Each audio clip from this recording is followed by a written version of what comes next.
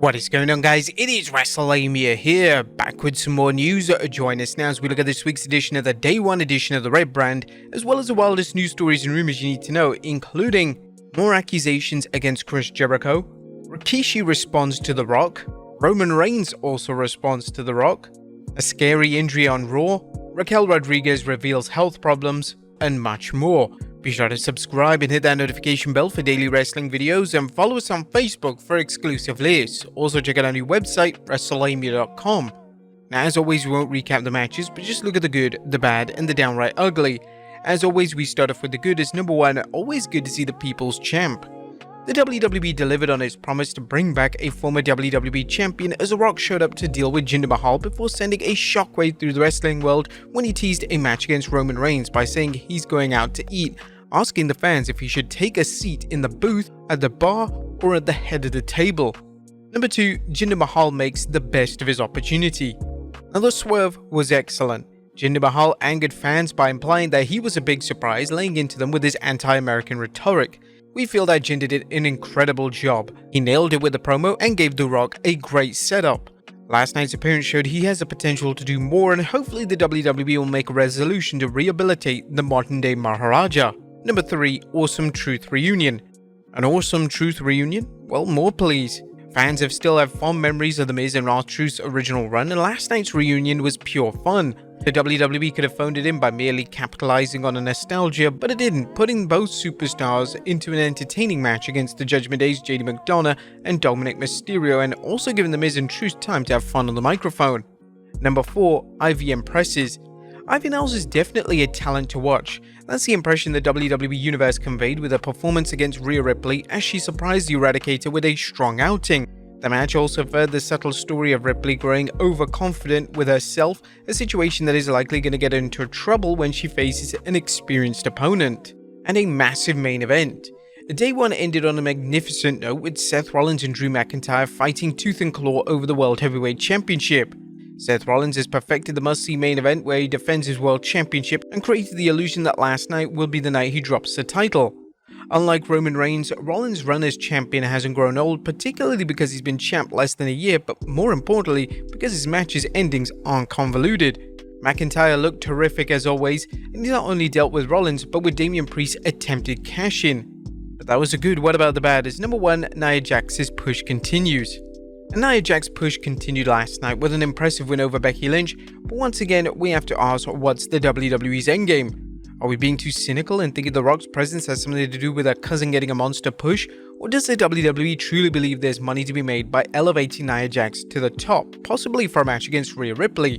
Whatever the case, it seems like a waste of time and a reminder that WWE's trouble building new female talent in the singles division. And number 2, Cody's nightmare. Is Cody Rhodes going to be left out in the cold if the WWE books Roman Reigns versus The Rock? Well, that's a legit question. Many fans believe that the American Nightmare would get a WrestleMania rematch against Roman Reigns. Now, some fans feel Cody's rematch will have to wait, but there may be hope, as fans know the WWE has Elimination Chamber PLE booked in Perth, Australia, and there's already speculation that The Rock versus Roman could happen in Perth. But this could actually make more sense rather than being in the bad. The only question is, will WWE do this? Now, there was nothing downright ugly as the WWE kicked off 2024 with a special edition of Raw that indeed felt special, both with some exciting matches and a special appearance from The Rock. The WWE is really hyping this week's show, so it'll be interesting to see what other developments play out as the WWE begins the build for the Royal Rumble. What do you guys think of the Day 1 edition of Raw? Let us know in the comments down below. Now let's move on to the news.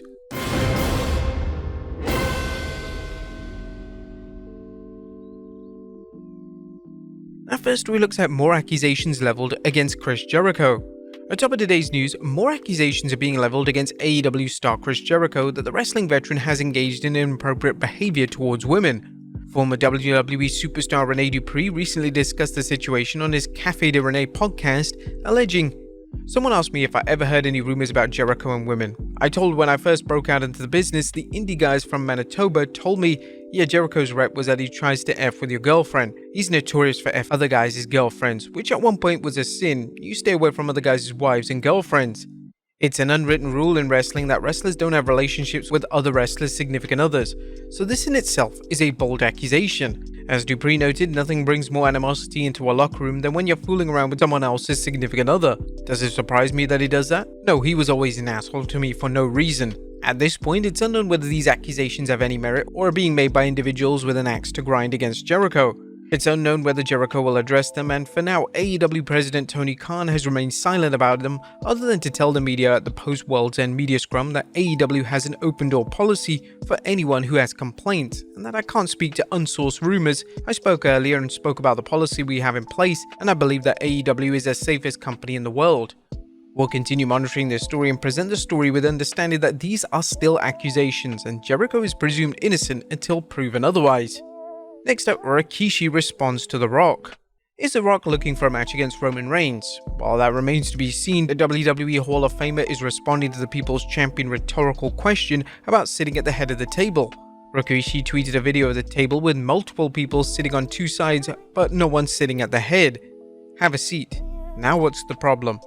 Rikishi wasn't the only person who responded to The Rock's message, as Roman Reigns responded by simply posting a laughing emoji.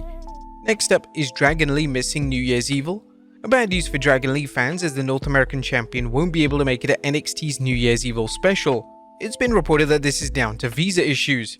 The wrestling world has many international stars, and unfortunately visa issues are bound to come up, even under the best of circumstances. Next up, Sami Zayn's brutal injury. Bad news for Sami Zayn, as the former Undisputed Tag Team Champion was recently busted open at the 29th December live event and required 15 staples to close up the cut to his head. Sami suffered the injury during a last man standing match against Finn Balor, but we send our best wishes for Sami for a speedy recovery. Next up, a scary injury last night. Speaking of injuries, Giovanni Vinci had a scary moment during his and Ludwig Kaiser's match against Jey Uso and Kofi Kingston. Wrestling Inc. detailed what happened, saying during the match, Kingston landed a dropkick when Vinci jumped from the second rope and caught the Imperium star flush in the face. The referee halted the match, following which the WWE doctor rushed in and called off the match, and Kingston and Uso were declared the winners. Thankfully, it seems that Giovanni appears to be okay and updated fans via X that he's doing fine. Next up, Raquel Rodriguez reveals health problems. Raquel Rodriguez has been dealing with some health problems, which is why the WWE Universe hasn't seen her of late. She updated fans via Instagram saying, "What's up guys, happy new year." So long story short, last year I posted a video about being a WWE superstar with eczema, and in the month of December it got progressively worse, and I have been diagnosed with something called mast cell activation syndrome.